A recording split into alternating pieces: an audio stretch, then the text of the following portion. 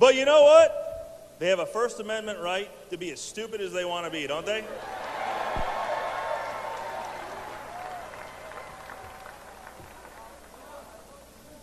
I am so proud of all of you. I love Tucson, as you know. Great, great town. I am so proud and so honored to get to talk to all of you today. It's such a neat event. I am the first statewide elected official in the country to endorse the greatest man to run for president, Mr. Donald Trump.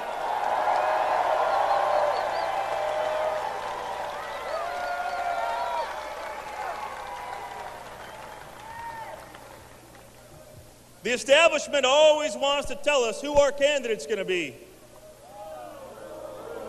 2008, they told us it was John McCain. In 2012, they said, don't worry, we got this. Here's Mitt Romney. How'd that work out? So now, we, the silent majority, are silent no more.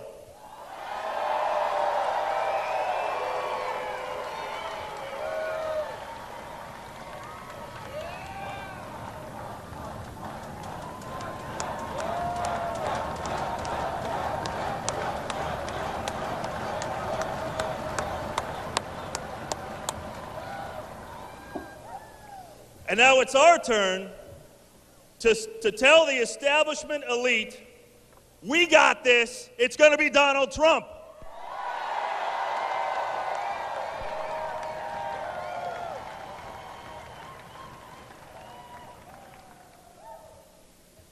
He's one of the greatest business minds our country has ever produced.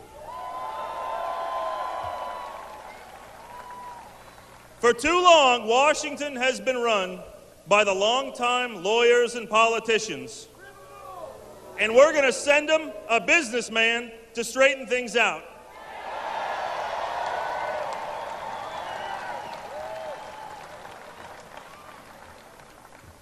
Now I'm going to bring on another guest. It is my honor to bring on somebody else to talk to you today. The author of Scorpions for Breakfast.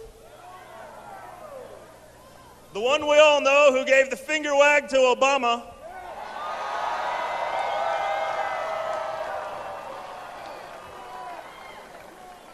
Obama, who come January, is going to hand the keys to the White House over to Donald Trump.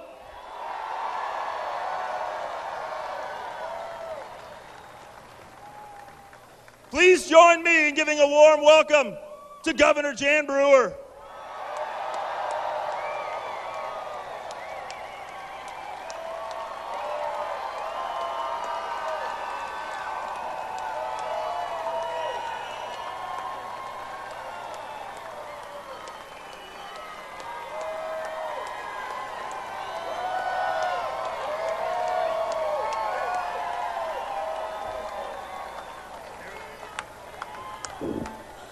Well, hello, everybody. Oh, you all look so fabulous, and you're all here, and I am so honored to stand here today with all of you to support the next president of the United States of America.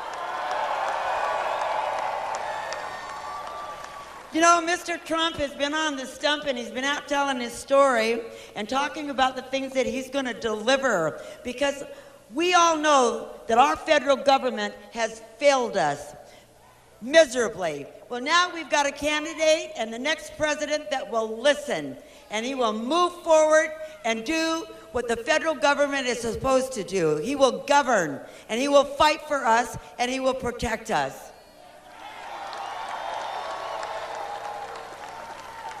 You know, all of us that live in Arizona, we know a little bit about illegal immigration and what it has done to our great state, and the suffering and the heartache that it brings to the families, and the cost that it costs each and every one of us.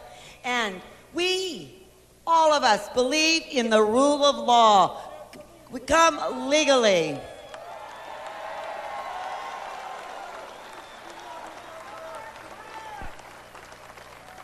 And Mr. Trump understands that. He believes in the rule of law, and he's going to build that wall.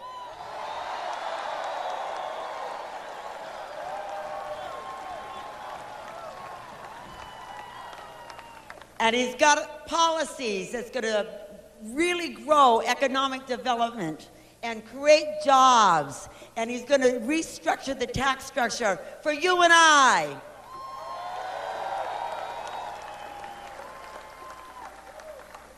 And it's because all of us, again, the silent majority and the establishment, listen to us. Listen to us. So, Tuesday is election day. So I stand before you today to remind you, if you haven't already voted, to vote. And if you've already voted, tell a friend. Make sure that you get them to the polls. We need a great turnout. We need to win Arizona for Donald Trump.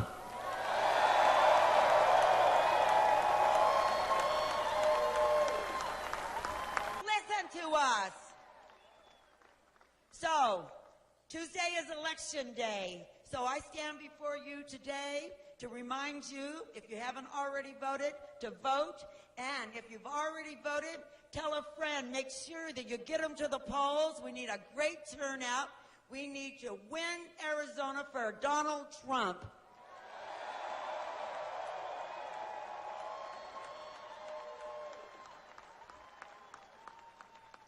And he is the winner, and we can all have him come back here as President of the United States.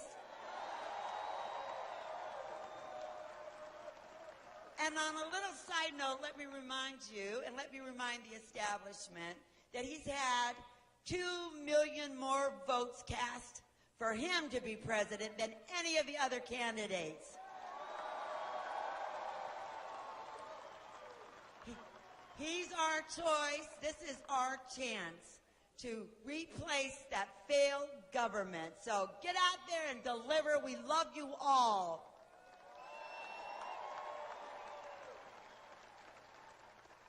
Now I would like to introduce you to America's sheriff who knows all about immigration. A great guy.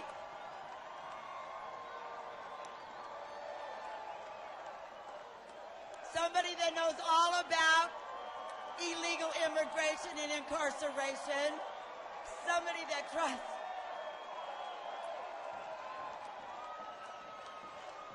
Let's all welcome Sheriff Joe Arpaio. Thank you. Thank you.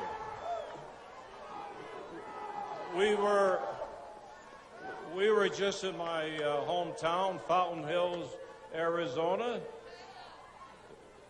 with Donald Trump. I think about 15,000 people showed up, and thank you for your crew.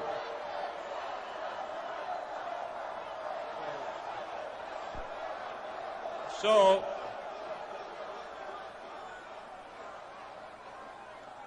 that happens to be my hometown, and I happen to be the sheriff for doing the law enforcement there. Now,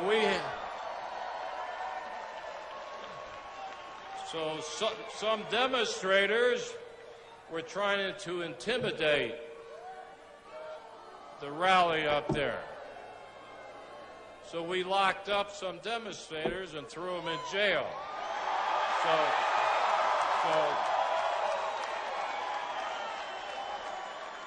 now I hear there's some demonstrators outside trying to keep, 2,500 people that want to come here to hear Donald Trump speak. I don't think that's right. Where's the First Amendment? Actually, I think I'm going to, after this, go out and pay a visit to him.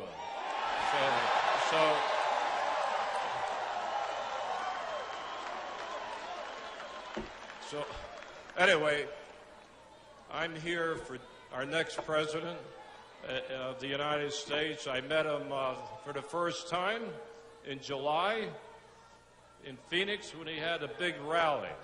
Remember, July. I was very impressed with that meeting, and I endorsed him. I will continue to support him. You know, I covered the border in Mexico City and Arizona for 35 years. So I know where the border is. I've been through all this.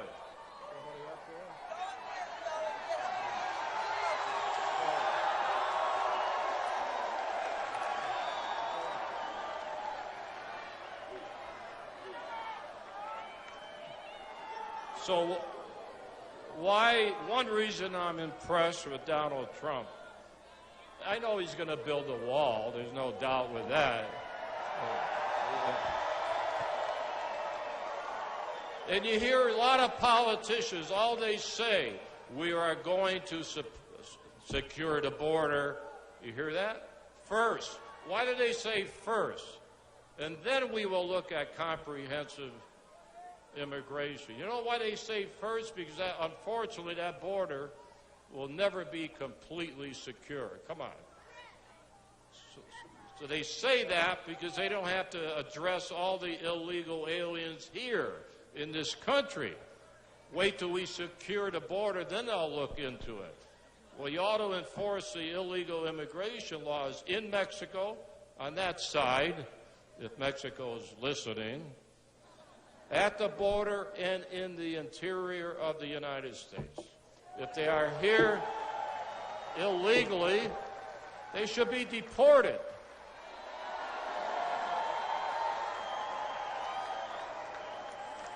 And I have 8,500 people in our jails. They're charged with all other crimes, not for being here illegally. But they're all, those 8,500 are illegally here. So we turn them over to the government, 8,500, and guess what? Over 3,000 have come back to the jails that I run. 3,000. Some guys come back 24 times. So they should be sent to Mexico or any other Central America, wherever they come from. It's not happening. Not happening. I don't want to go on and on. I have a deep respect. And you know me, I have gut feelings. I've been alive, I'm not going to give my, no, I'll give my age. You guys can't vote for me, so I don't care. No, I think I was born on the same day as Donald Trump.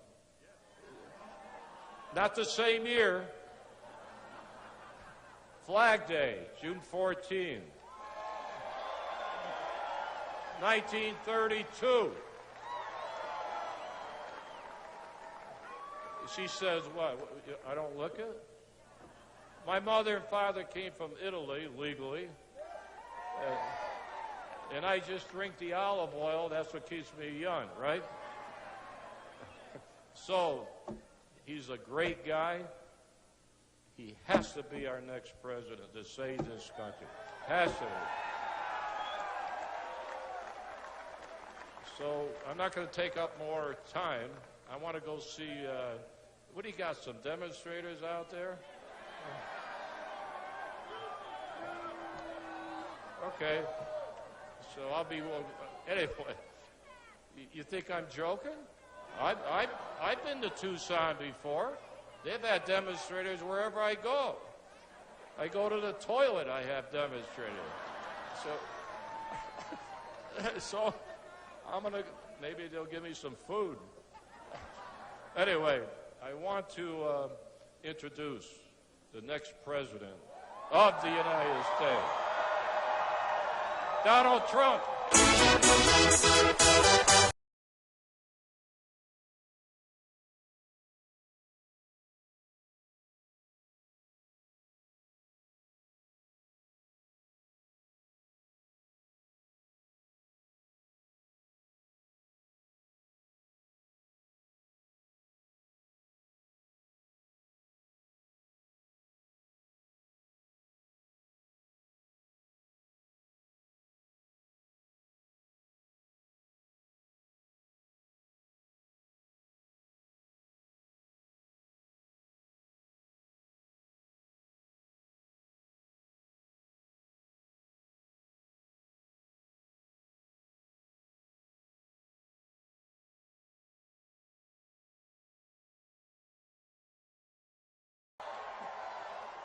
Thank you, everybody. Thank you, thank you.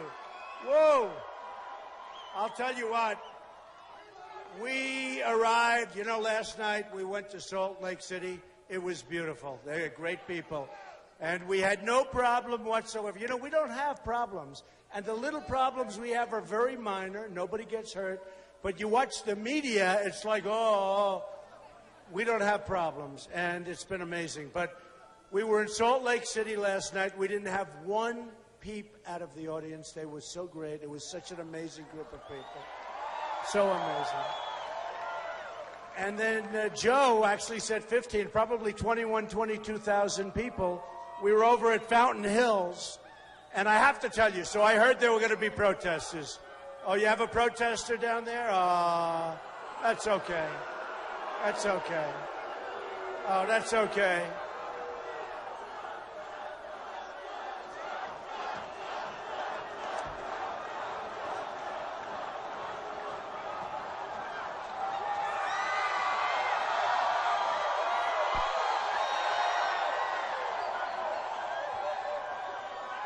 All right, thank you, fellas. Good job. Thank you very much. We love our protesters, don't we?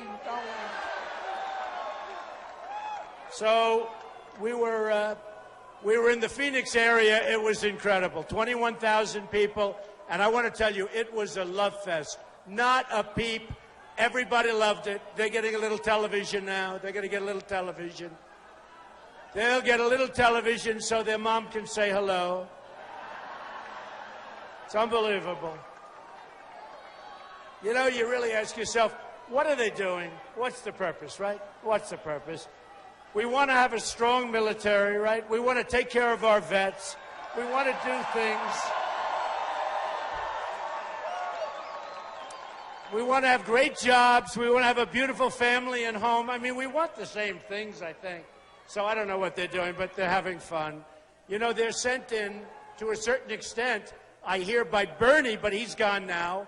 And Hillary, she should be gone, but she'll probably be allowed to run, right? And no, she'll probably be allowed to run, and she shouldn't be allowed to run. So let me tell you a little story. Outside, right now, as big as this crowd is, right now we have 2,500 people, 2,005 that can't get in because there's a line that's formed, and it can only be single file. And it's so unfair to these people because a few protesters are making it so it's a very narrow passageway. And they said, should I wait or should I start? And I hated to start, I'll be honest with you. But, it was very interesting with Sheriff Joe. This morning, with 21,000 people, we heard there were protesters. It was going to be nasty. It was going to be... So they blocked the road. They chained themselves to the cars. There were about 50 of them. But listen to this.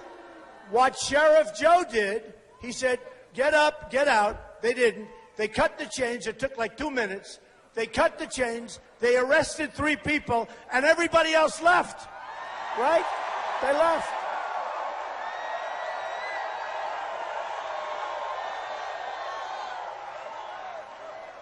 I love our police, but we should do a little bit more of that. You'd have a lot less protesters. You'd have a lot less agitators. No, it was so incredible. We heard it was going to be a little bit rough, and nobody cared. It was going to be one of those things. As soon as they arrested 3 people, everyone gone. We said, what happened? And we had the most beautiful rally you've ever seen under the sun. That's why I'm dressed this way. Under the sun, and it was great. So I just want to tell you, Tuesday night was a big night. We won 5. We won 5. 5. And now I think we're up to 21 or 22 with the islands. We won the islands. We won Illinois. We won big Florida. Florida was once so big. Don't forget Marco, in all fairness, a very nice guy. He was the future of the Republican Party. And maybe he still is. Maybe he still is. But the expression, to be the future of the Republican Party, you have to go through Trump, right? Right? Got to go through Trump. And Florida, which is a great place, by the way, and I love Florida, but Florida, we won by 20 points. We won by 20. And we won Missouri, although they still haven't given us the final count. When I hear that, you know, Trump projected winner, then all of a sudden they pull it back. And Cruz has a guy that was really very important working for him in Missouri. And I'm trying to figure out why is it that Missouri hasn't given us the victory yet, even though we won. And I know politics so well, folks. I know it so well. So they hopefully, because the people of Missouri are fantastic, but Cruz has a guy that's from Missouri, and he's supposed to be important in Missouri. And you know what? We don't like that stuff. So hopefully we'll get our fair and really well-deserved victory in Missouri very, very soon. Now, so we're leading in the delegate count, and honestly, I think if we win, you've got to go vote on Tuesday.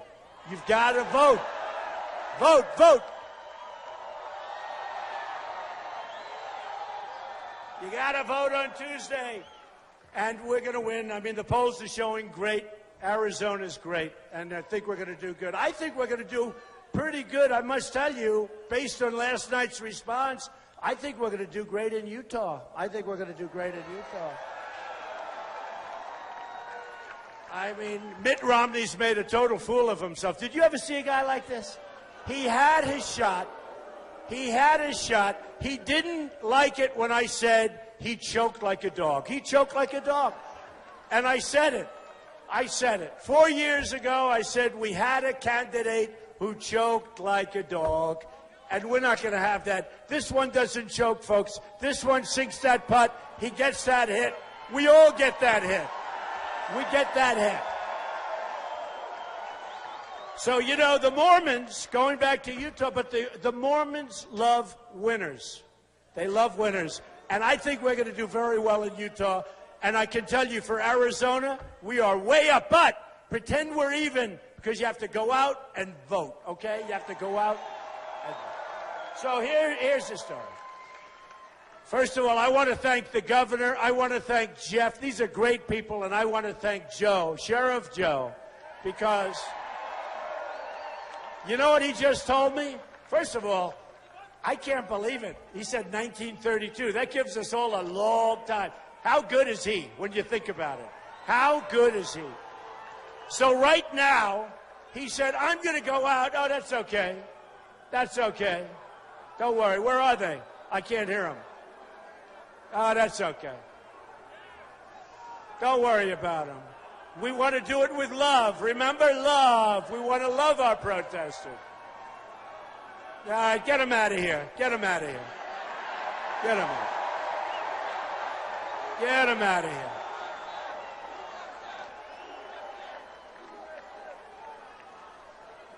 There's a disgusting guy, puts a Ku Klux Klan hat on.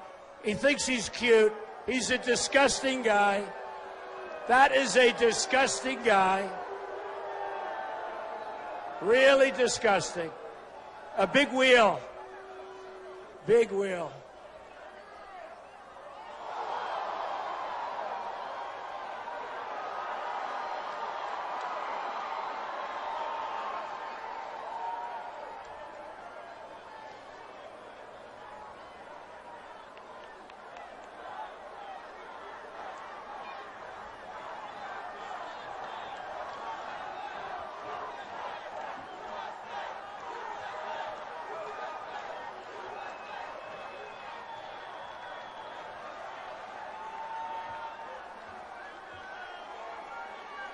I tell you, folks, that's a disgrace.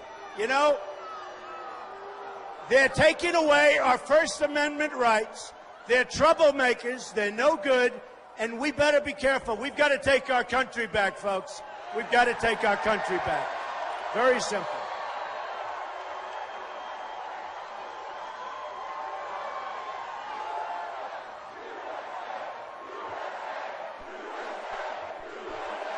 USA, USA, USA.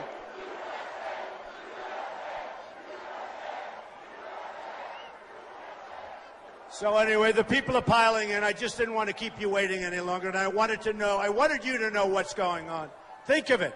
2,500 people standing outside, can't get in. They're being blocked by a few people, and it's disgraceful. I want to tell you, it's disgraceful. So they'll come in as we're talking, and they'll start, and we love those people out there. We love them. We love them. Let me tell you, folks, illegal immigration is going to stop. It's dangerous. It's terrible. We either have a border or we don't. And if we don't have a border, we don't have a country. Remember that. We don't have a country. It's tremendous crime. It's tremendously bad for jobs and our economic development. And you know what? People are going to come into our country, and we want them to come into our country, but they're going to come into our country legally. Legally. Legally.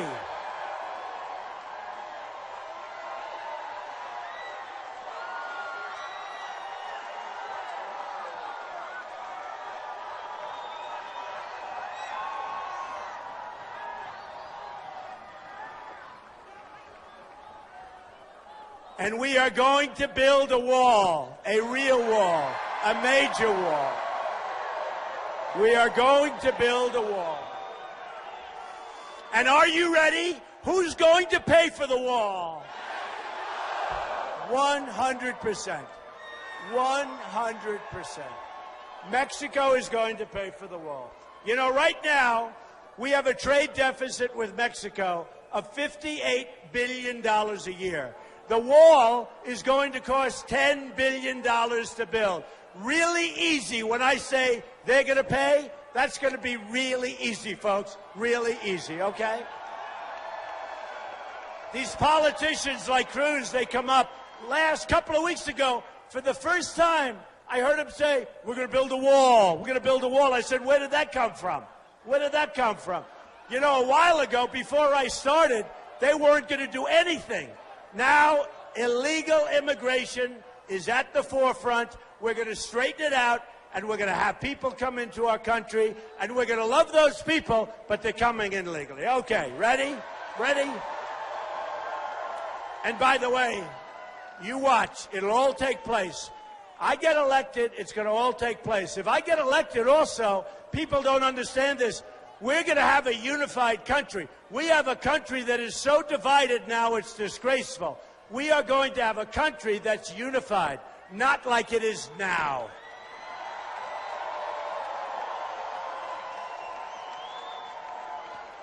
Now, I want to read you a little something from the great Al Wilson. And he wrote it a long time ago. I'll wait till we get these people out from behind me.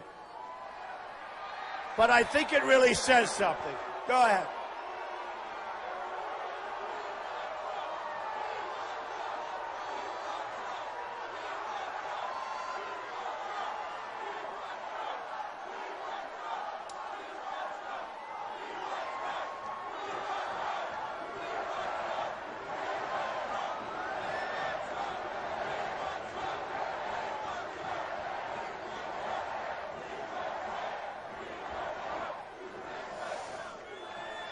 Isn't this more fun to going to one of those rallies where 39 people show up? Isn't this great? Isn't this great? And I've got a long time. You know, I've got all night. You know why? I want those 2,500 people to get in here. They're being blocked, but they're coming in one by one. They're coming in. And we love them. We love them. They're taking a little abuse, and we don't want people taking abuse. So here's the story.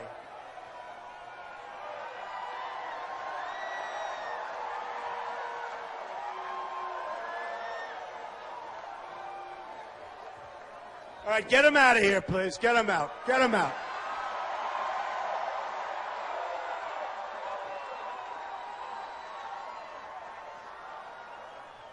See that? They're throwing the American flag. If they had a match, they'd burn the American flag. They don't care about us. They don't care about this country. These are not good people, folks. These are not good. They're throwing the flag all over the place. They think it's cute. The other guy's wearing a Ku Klux Klan outfit. He thinks it's wonderful. These are bad people, I'm telling you. And they're not really protesters, they're agitators. And if Sheriff Joe was here, they'd be in jail already. I want to tell you that. They'd be in jail a long time ago.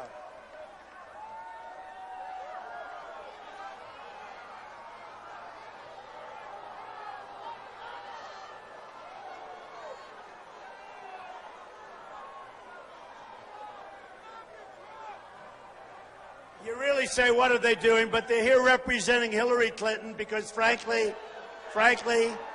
the last person she wants to run against is Donald Trump. Believe me, folks. Believe me.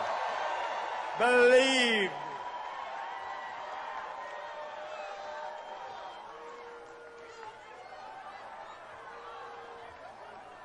I hate to have them arrested. You know, we have this hall. This is our hall.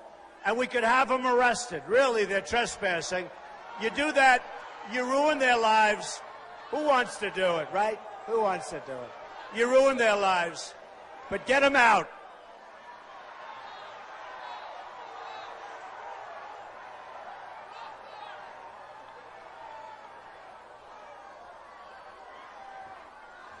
Such filthy language, right? If we use that language, it would be like all over the world. All over the world. Oh, it's a shame. All right, you ready? So this is something written by Al Wilson in the 1950s. And think of this when we think of ISIS. Think of it when we think of people coming into our country who we don't know who they are. Just think of it, because I think it's really pretty amazing. And it's called The Snake. Ready?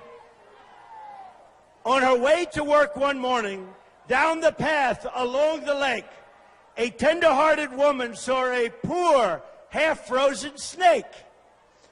His pretty-colored skin had been all frosted with the dew. "Poor thing," she cried, "I'll take you in, and I'll take care of you. Take me in, O tender woman, take me in, for heaven's sake.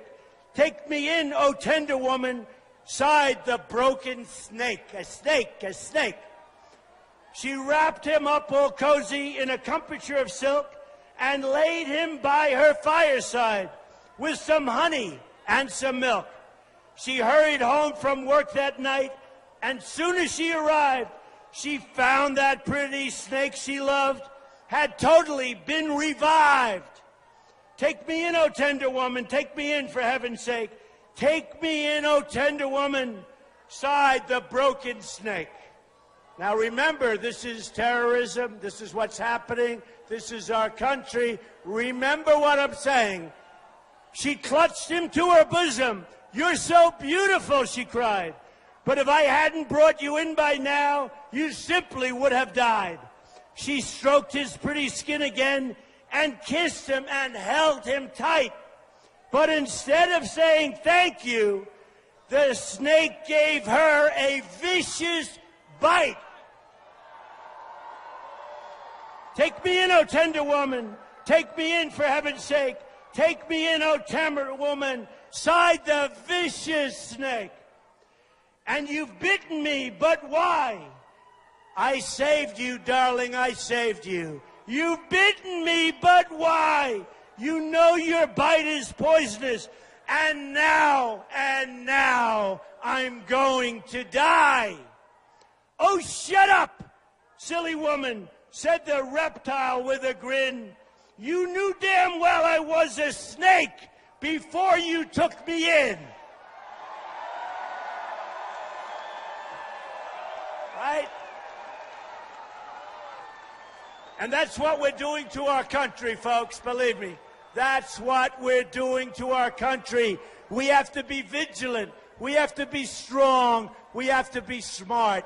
And we have to be respected. All over the world, they don't respect us anymore. Our military is depleted. Everything is depleted. Our veterans aren't taken care of. We're going to take care of our vets. We're going to rebuild our military. Nobody is going to mess with this country. Nobody.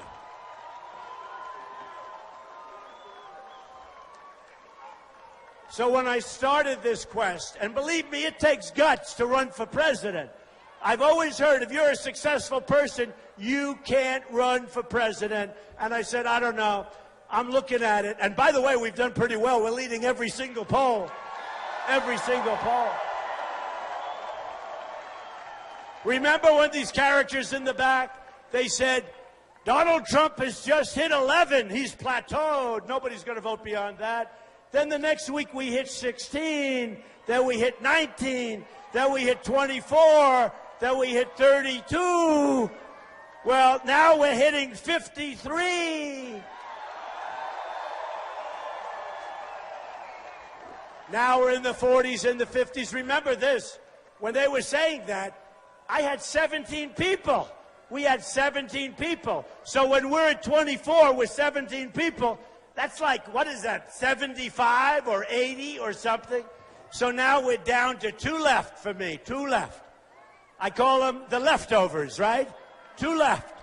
We have 2 people left. You have Lion Ted Cruz. He's a liar. Lion. He's a liar. Lion Ted Cruz. He holds that Bible high. That's why the Mormons are not going to give Ted Cruz a victory. Because the Mormons like people that don't lie. You have Lion Ted Cruz. He holds that Bible high. He puts it down, and then he lies. Now, he wasn't born in our country. He lived in Canada for 4 years. He was a Canadian citizen 18 months ago, and he was a U.S. citizen. And he ran from Texas, and he said, oh, I didn't know I was a Canadian citizen. And he didn't know that he had loans with Goldman Sachs and Citigroup, and he didn't report the loans, and he should have. Because he comes out against the banks, and he's borrowing from the banks. So what does that tell you? It tells you he's a liar, okay? He's a liar. He really is. So I say Salt Lake City and the Mormons will not vote for him, and I may be wrong, but they don't like liars, and I can guarantee you, in Arizona, we don't like liars, okay? I guarantee you.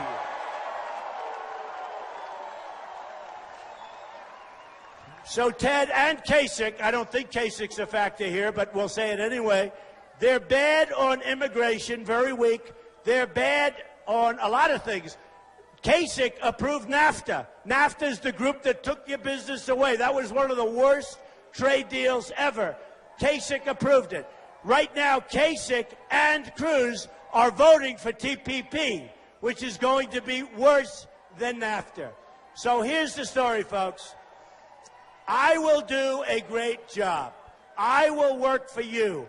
I'm self-funding my campaign. It's being self-funded. I'm not taking hundreds of millions of dollars from all of these guys, and once you take the money, they own you. They own you 100%. I'm working for you, and I'm working for you. I'm working for you, folks. And I did this, and I didn't need this. I said, sometimes I say, what am I doing? What am I doing? But you know what? The country has been so good to me. It's been great. My business is phenomenal. I put in papers almost 100 pages long.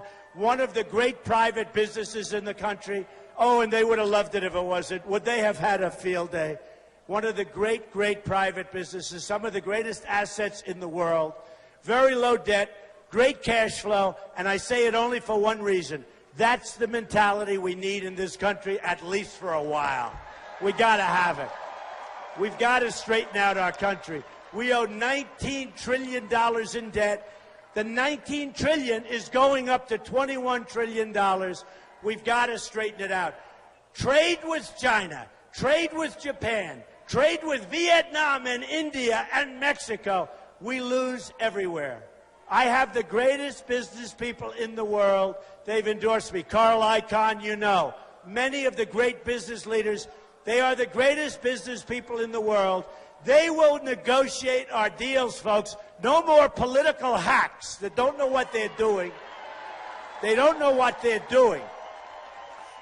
We're getting rid of the political hacks. We're going to have the greatest negotiators in the world, people that studied religiously the art of the deal, right? That's what we have. We won't have an Iran deal where Iran gets $150 billion and we get nothing. We get nothing. We get nothing. So that's not going to happen. By the way, there's a deal, just speaking of deals, one of the dumbest deals I've ever seen negotiated. We should have had our prisoners out long before we went any further. We shouldn't have started the negotiation. And if they didn't release our prisoners, we should have doubled up the sanctions. They would have been out immediately. Phase 2, we should have never, ever in a million years given them the $150 billion. You don't do it. So that deal is done. We are going to scrutinize that deal. I will do numbers on that deal. You will be so proud of me, folks. We will do numbers on that deal like you wouldn't believe. Like you wouldn't believe. So we're going to negotiate new and great trade deals. We are going to negotiate deals all over. Everything we do, you know, look, I say it all the time. We don't win anymore. Everything we do, we lose at. Deals, trade, military, we can't beat ISIS. We will knock the hell out of ISIS. We have to. We have to. We will knock the hell out of ISIS. Believe me. And then we're going to get back to rebuilding our country, which is falling apart. We've spent so much money in the Middle East. We have nothing to show for it.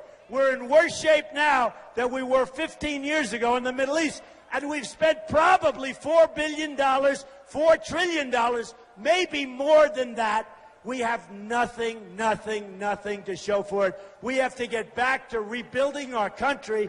And we want airports. We want great roads. We want trains that go 300 miles an hour like China has. We want infrastructure. We want our hospitals to be great. We want a country that works again. Our country is not working. And you know what? We want jobs. We want our jobs back. We want our jobs back. I want Apple to build their products in the United States, not in China. So this all began on June 16th, and I came down the escalator with my wife, and I said, we have to do it. Not that I wanted to, we have to do it. Because just too many things are going. We're going to lose our country pretty soon. This stuff keeps going. We're going to lose our country. And it started off with trade and borders. That was my first thing. Remember, I talked about illegal immigration. And because I did that, it's become a big subject, and now everyone realizes I'm right.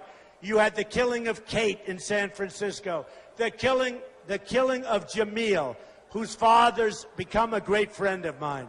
A young, incredible guy shot 3 times in the face by somebody that wasn't supposed to be here, who was here illegally. The killing of the veteran, a female, a woman, 65 years old, raped, sodomized, and killed, and thousands of others. And it's not going to happen anymore, okay?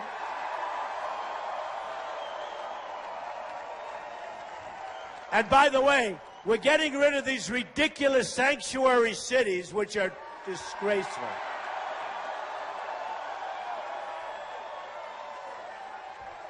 You know what the word sanctuary is? That's a place where they harbor. They go for safety. They go for security.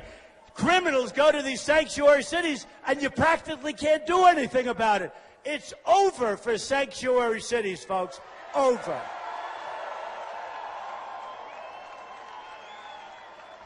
So what we're going to do is very simple. We're going to have great trade deals. We're going to start chopping away, and it's going to go fast. We're going to renegotiate trade. When a country like Saudi Arabia, no problems. I have a lot of friends from Saudi Arabia, one of the richest places, probably the richest place there is. Before the oil crash, they were making $1 billion a day, and we were paying for our military. We're defending them. It's going to all change, folks. Now they're making half as much. It's going to all change. They want us to protect us. We'd love to protect you. You got to help us out. Believe me, they'll help us out like you won't believe. They wouldn't be there if it wasn't for us. Countries like South Korea, I order thousands and thousands of television sets a year. They come from South Korea. I'd like to order them from here. They don't make them in the United States. Remember Sylvania, General Electric, they don't make them here anymore. So here's the story. every time North Korea, he raises his head, we immediately send our ships, send our planes, millions of dollars, billions and billions of dollars. We protect South Korea. We get nothing. Practically, we get nothing by comparison. So here's the story. People want our protection. I think that's great. We want to help people, but we have to be reimbursed. Do we agree? We have to be smart. We have to be smart. When a country like Saudi Arabia is making $1 billion a day and we're keeping them alive, we have to be protected. We have to be reimbursed. And we're going to be. And by the way, it's a very, very easy negotiation. So we protect Germany. I'm sure they'll help us out. We protect Japan. Nobody even knows this. I'm sure they'll help us out. And you know the funny thing? I'll end up having a better relationship with these countries than we have right now, and every single one of them is ripping us off, okay? Every single one is ripping us off. So the greatest of all is China, what they're doing to us in trade. And you know, when Jeb Bush, when I was fighting him, don't forget, 17 people, I've gotten rid of 15, and now we're down to just the final two. Final two. Isn't that nice? And my wife and my daughter say, please, darling, please, please. My daughter Ivanka. Did anyone hear of Ivanka? She's great. So my daughter Ivanka, my wife Melania, they say, please now act a little more presidential. I said, I can't until I finish my victory. I'll act presidential. But we've got to have victory. We don't want to be a Mitt Romney stiff. He was a stiff. He didn't fight. Something happened to him. That last month he disappeared. What happened to him? Say what you want about Obama.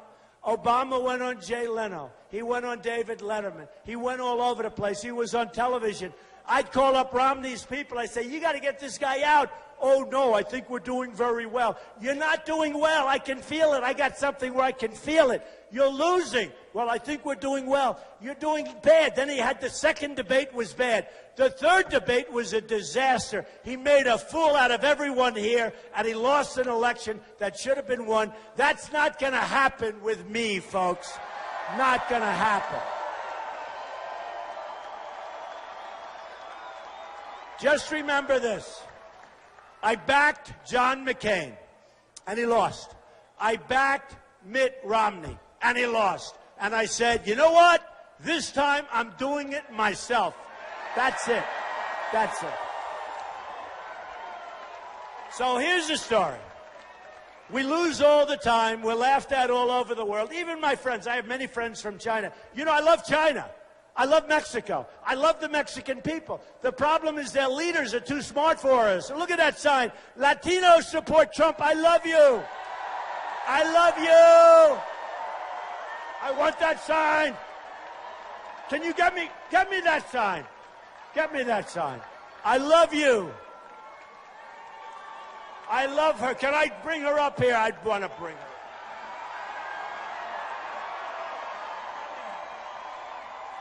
Let me have that sign. Oh, look at that. Latinos! I love you, darling. Come on over here. Get her up here. And that's not one of those Bernie signs that's made by a printing press where they hand it to the protesters, right? That's not one of those. Oh, another beautiful, beautiful. Look at all the Latinos. Thank you, darling. I love that. That means so much to me. Come on, bring her up. Let's...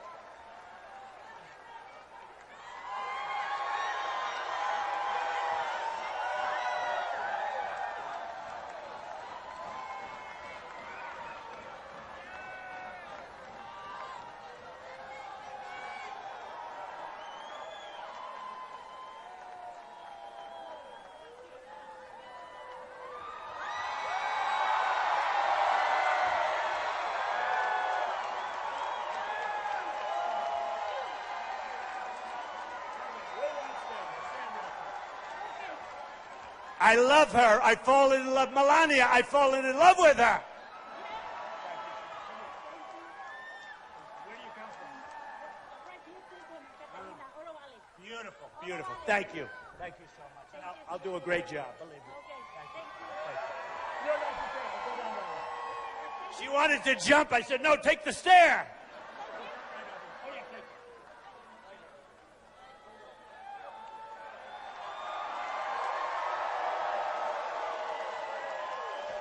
She did so well, I don't want her falling.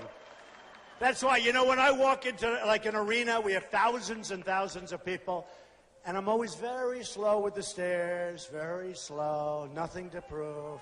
The worst thing, can you imagine if I fell on the stairs coming up? I would be dead. It wouldn't matter what I said. It wouldn't matter how good a speech I gave. Those guys, I'd be on the front page of every newspaper in the world. So, you know what I do? Nice and easy, right? You watch. I do that. Thank you, man. Thank you. So here's the story. We're going to get rid of Common Core. We're going to bring our education local. Okay? Our education in this country is a mess. We're 30 out of 30 in the world. You have Norway, Denmark, Sweden, China, Japan. You have a lot of countries. And then in terms of cost, per pupil, we're number one in the world by far. Second doesn't even exist. So we're last on the list, but we're the most expensive. We spend more money per pupil than anybody else by far. We're going to change it, folks. We're going to change it. It's a system that's not working. We're going to change it. We're going to bring education to your great community. We're bringing it to Tucson. We're going to bring it to your communities. Number one, you're going to save money. Number two, you're going to see a huge improvement. So that's going to be that. We're getting rid of Obamacare, and we're replacing it with something so much better. So much better. Okay? It will be so much better, so much less expensive, and just better in every single way. It'll be portable. We'll have so many different things. And by the way, you'll have choice. You'll have lots of different choices. Obamacare is a disaster. And you look at your premiums. They're going up 35, 45, 55%. It's crazy. And the deductibles are now so high that unless you're close to death, and even then, you're not going to be able to use it, okay? So we're getting rid of Obamacare. We're going to protect our Second Amendment, okay? Protect our Second Amendment. And I tell the story, Paris has the toughest gun laws in the world, just about, the toughest in the world. And France generally. And you can't have a gun, impossible. So when these thugs go in, these horrible, horrible human beings, these disgusting human beings, they go in and they're shooting and shooting. They kill 130 people. Many people are gravely ill right now in the hospital. Many of them are going to die, but these are really seriously hurt people. And if we had a couple of the guys in this audience, or the women in this audience, with a little pistol strapped to their side, or a gun strapped to their ankle, so the bullets could be flying in the opposite direction, it would have been a much different situation.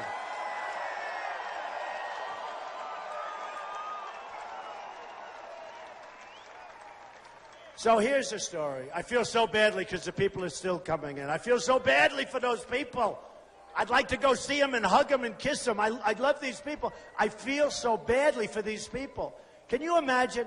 They're being restricted from coming in, and then we're going to be known as the bad guys. We're going to be known as, oh, isn't that terrible? Isn't that terrible? It's a disgrace. I'll tell you what. It is a disgrace, and people don't talk about it. Last night I saw a couple of people, a couple of protesters from Salt Lake City. Why are you here? Why? They put a microphone in, trying to build them up. And they go, I don't know. I don't know.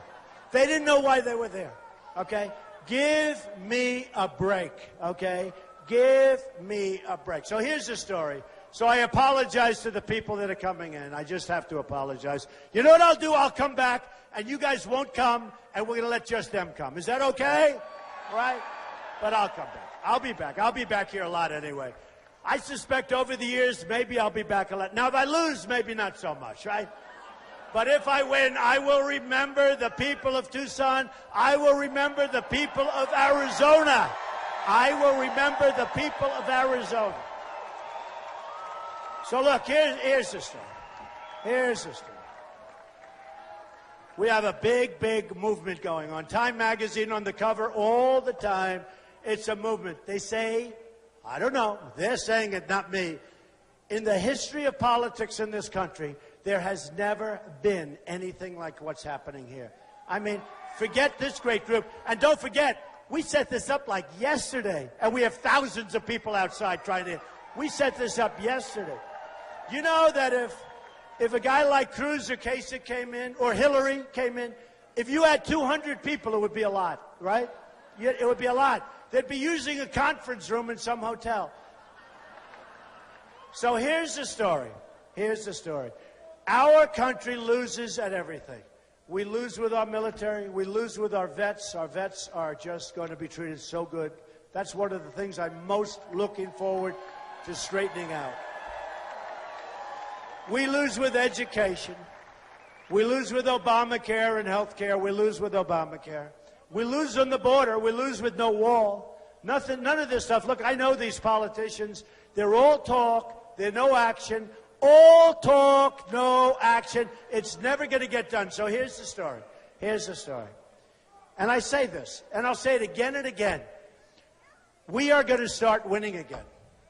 We are going to win with our military, and we're going to kick ISIS.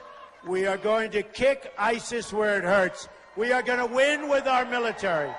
We are going to win with our vets. We're going to take care of our vets. We're going to win with health care. We are going to have great health care for a much smaller number. We are going to reduce your taxes substantially. Look at my tax plan. We're reducing your taxes. The middle class in this country is being decimated by taxes and by interest, which they never got because they save their money and they get no interest in the money they've been saving for 30 years. It's not right.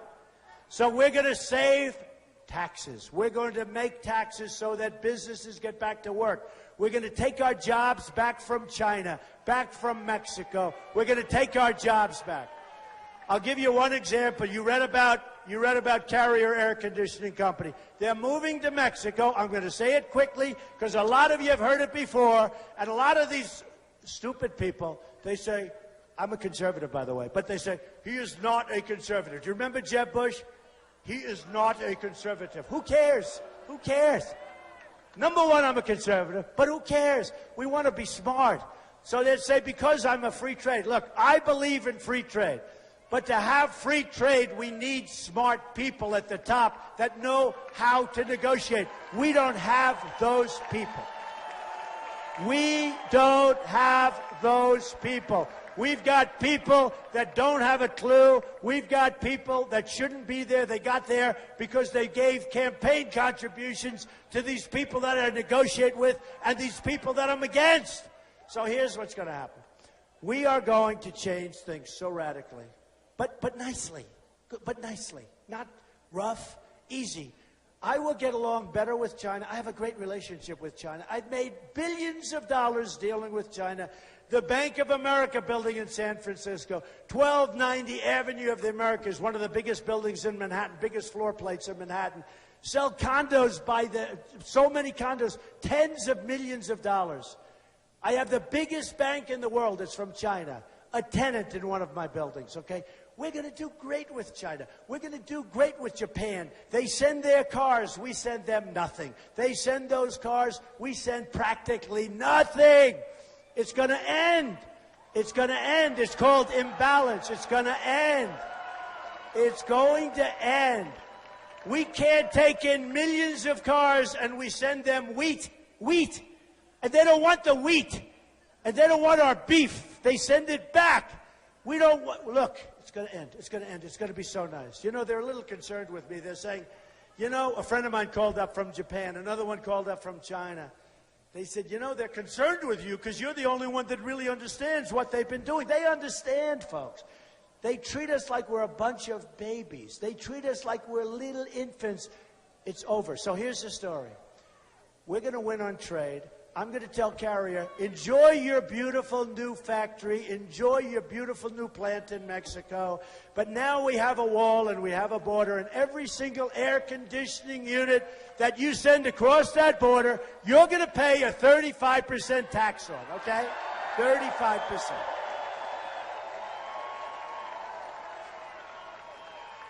And you know, when our companies hear that, they're not moving. They're not going to move. They'll work. Maybe they'll build here. And you know what? If it's not Tucson, at least they're going to be building in our country, okay? At least they'll be building in our country. They're not leaving. And you know, I went to the best school, the Wharton School of Finance. And you don't have to go to Wharton to realize what we're doing now is no good. You know, we just lost Pfizer. Pfizer is one of the great pharmaceutical companies in the world.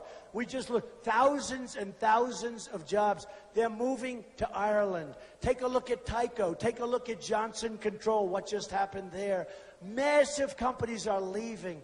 Then they'll make their product and they'll sell it into our country. And because we're free traders, we won't charge them any tax. Because we're free traders, because we're free stupid traders. I'm a free trader. I love free trade. But we have dumb people running our country. We can't do it right now. Maybe someday we'll be free traders. But right now, we have to keep our companies from leaving. We have to keep our companies from taking all these jobs and giving up all these jobs. So here's what's going to happen. I guarantee you, as sure as you're standing there, I guarantee you, Carrier will call and say, Mr. President, we're not leaving. They're not leaving anymore. And companies aren't going to leave if they know that's going to be the penalty. We can't be the stupid, stupid country anymore. We're not going to be. We're going to be the brilliant country. We're going to be a country that people respect again.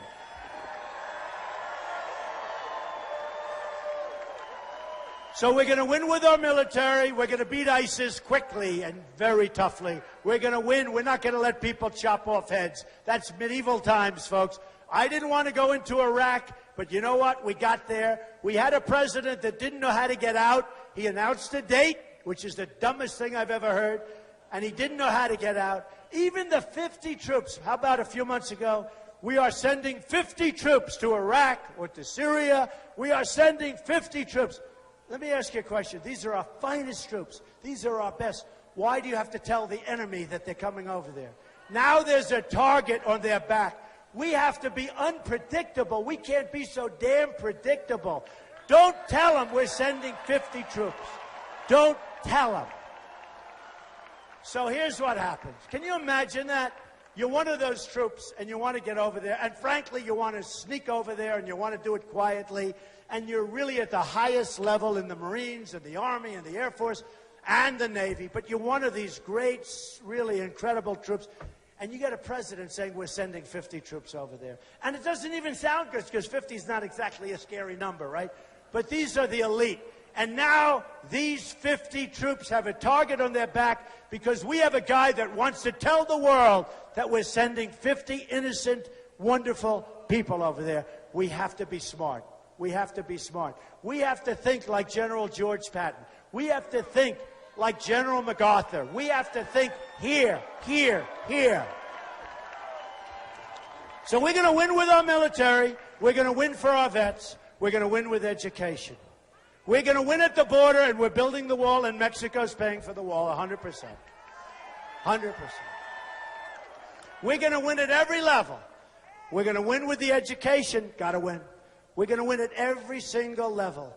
And you're going to remember this evening, and you're going to remember this day. And you're going to say that Donald Trump was wonderful. He spoke right through some phony protesters that have very weak voices.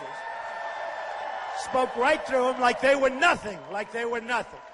And that's after speaking to 21,000 in a different part of Arizona, because I didn't want to waste a lot of time. They have I love those weak voices. Sometimes I'll hear a voice and I say, do me a favor, don't mention it. Let's just talk. The problem is when you guys all go, there they are. Be quiet and we can speak right through. So we're going to win so much. And you're going to remember this day. And on Tuesday, more importantly, you're going to remember that vote. And you're going to say, in 5 years, in 10 years, in 20 years, you're going to say, that was the greatest vote I've ever cast. You're going to be proud of your president, and you're going to be proud of your country. I love you, Tucson. I love you, Arizona. Vote on Tuesday.